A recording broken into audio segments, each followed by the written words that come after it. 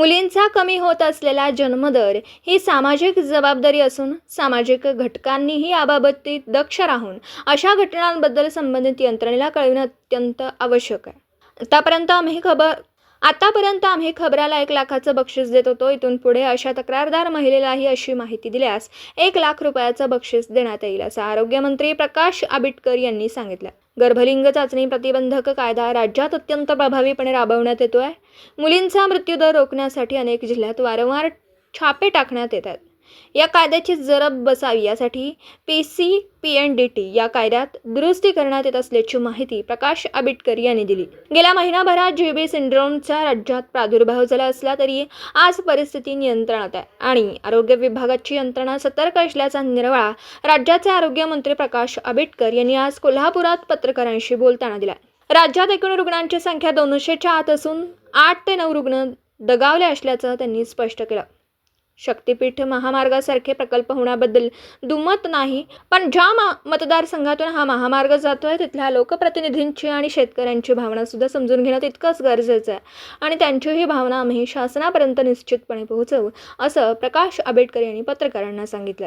तर या PCNDT act जो आहे त्या ऍक्टमध्ये अत्यंत प्रभावीपणानं आरोग्य विभागाचा आरोग्यमंत्री म्हणून मी जे काही काम करतोय ते अतिशय महत्त्वाचं आहे आणि त्यामुळेच कोल्हापुरात जे काही छापे झाले ते अतिशय चांगल्या पद्धतीनं त्याच्यामधले रिझल्ट्स आपण बघितलेत।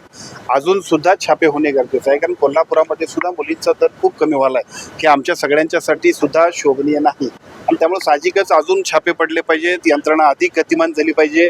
अशा पद्धतीनं जे कोण कृत्य करत असतील त्यांच्यासाठी सुद्धा कडक कारवाई कायद्यातल्या दुरुस्तीचा प्रस्ताव सुद्धा आम्ही दिलेला आहे, तो सुद्धा होईल। 2-4 दिवसांमध्ये आणखीन एक GR होईल ज्याचा उल्लेख पूर्वी आपण केला होता की जो डिकॉय आहे म्हणजे जी तक्रारदार महिला असते त्या तक्रारदार महिलेला सुद्धा 1 लाख रुपये आपण देतोय।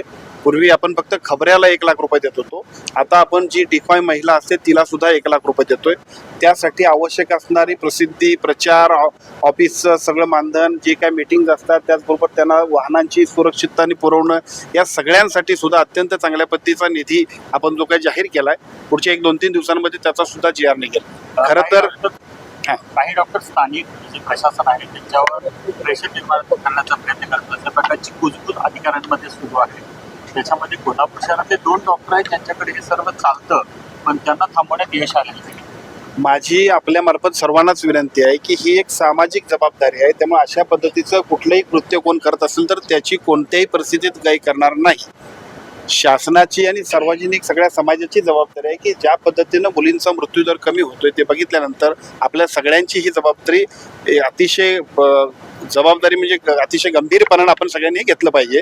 त्यामुळे अशा पद्धतीनं जर कोण ही कुजबूज असेल तर त्याच्यातली वास्तविकता शोधून कडक कारवाई करण्यामध्ये कुठेही शासन कमी पडणार नाही। दिवसभरातील घडामोडींचा आढावा घेण्यासाठी पाहत रहा N24 मराठी न्यूज चॅनल।